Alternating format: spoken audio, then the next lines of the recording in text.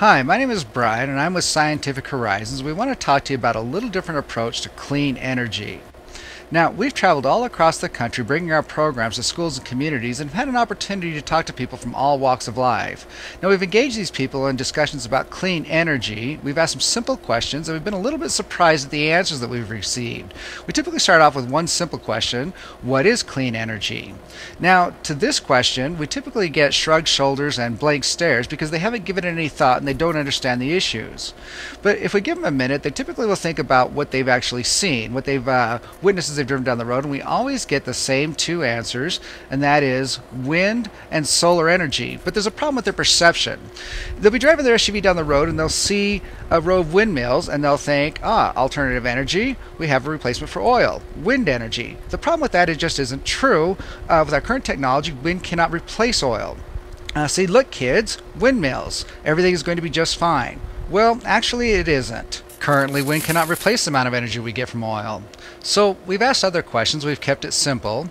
Typically we'll start off with, why is clean energy important? Now, we found that people are very divided on this issue. They don't agree by any means.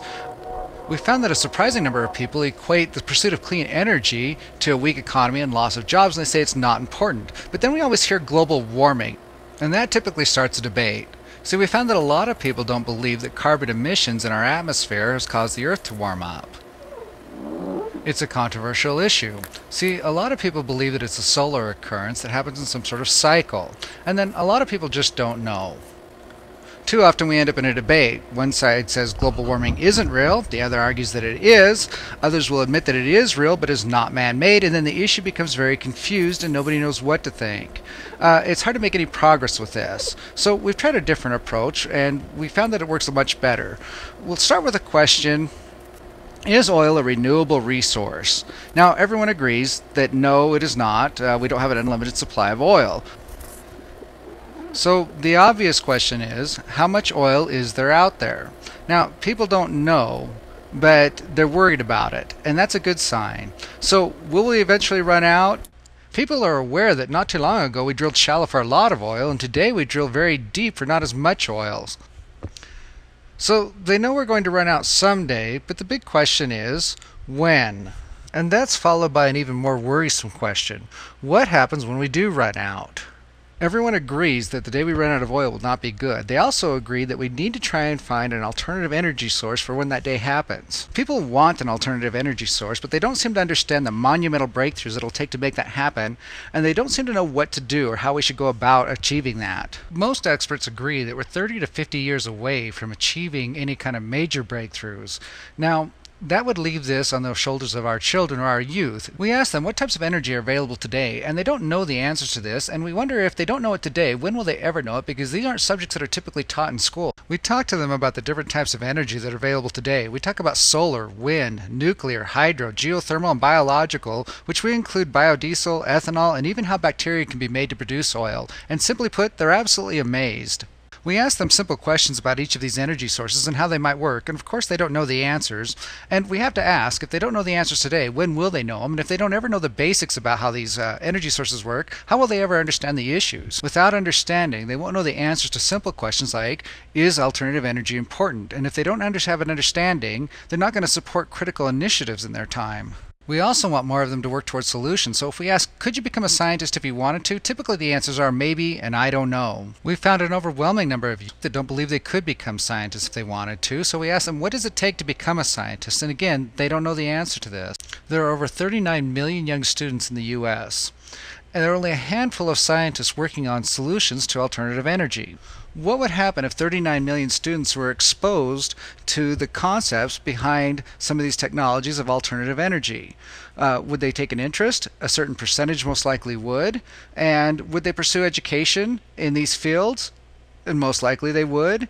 And would they be successful? Well, our chances of success really are dependent upon how many people are working on the solution.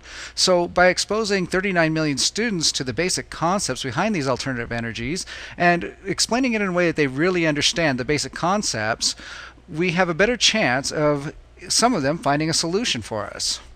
Let me give you a brief example of how we can show the youth the basic concepts behind some of these technologies. Let's start with electricity, one of the most basic concepts. So if we take a magnet a regular magnet, and we take a coil of wire and we pass the coil of wire through the magnetic field, either direction, we produce electricity. But the problem is, how do we get the wire to move through the magnetic field? So let's take a series of magnets and we'll put them in a circle. Now, in an electric generator, the magnets aren't these red horseshoe-shaped magnets. They're actually magnets that are shaped to fit in a circle. But we'll make the magnets and we'll take a coil of wire and we'll put it in a circle also. Now, we have to turn that coil of wire so that it passes through the magnetic field. And the faster we turn it, the more electricity we make. So the key is motion, getting the coils of wire to turn and pass through the magnetic fields. So let's take a look at a wind turbine. It turns. When wind hits the blades, it causes it to turn, and when it turns, there's a shaft, and on the back side of the shaft, there are coils of wire. Now, there are magnets, just like we had already talked about, and when it turns the coils of wire, and they pass through the magnetic field, and when they pass through the magnetic field, they create electricity. And so that's a pretty simple concept. So let's talk about what happens when we explain something like this. First, students realize that they can understand the concepts. Now, for a lot of students, for the first time, their interests are sparked in new subjects, and through a more detailed lesson, one that includes math, for example, learning actually becomes more applicable. We have to ask ourselves, what if? What happens if 39 million students truly understand the basic concepts behind energy? What if they understand power generation and how it works, how a nuclear energy plant works, how wind, hydroelectric, biological, and geothermal energy works, and how solar energy works? What happens if they understand all of this? With 30 quality video lessons, about a half an hour each, produced by Scientific Horizons, we can explain to 8th graders, a good age right before they start high school, the following concepts. Oil and why it's such a remarkably difficult energy source to replace, where oil comes from and where it goes, and how it impacts our lives with a multitude of products other than gasoline, and why the world is so dependent on oil. We'll explain wind turbines in greater detail, as well as solar energy and how a limited resource that really is, how an electric power plant works and the dependency on power plants on fossil fuel, how a nuclear power plant works, and how the limited supply of uranium prevents this technology from replacing oil altogether. We'll take them on a virtual tour of a hydroelectric plant and explain the principles behind geothermal generation technology and the pros and cons with that technology. We'll explain how a combustion engine works as well as a jet engine, and give them a good knowledge base about ethanol and biodiesel, including the issues that hinder this energy source from coming to fruition. And we'll also talk about technologies that are on the cutting edge, such as bacteria that produce oil. So we owe it to our youth to give them a fighting chance to face a world without oil. It's up to them, and right now we need to spark their interest. We need to give them the tools to pursue education and careers that will lead to solutions, because honestly, the world is depending on them.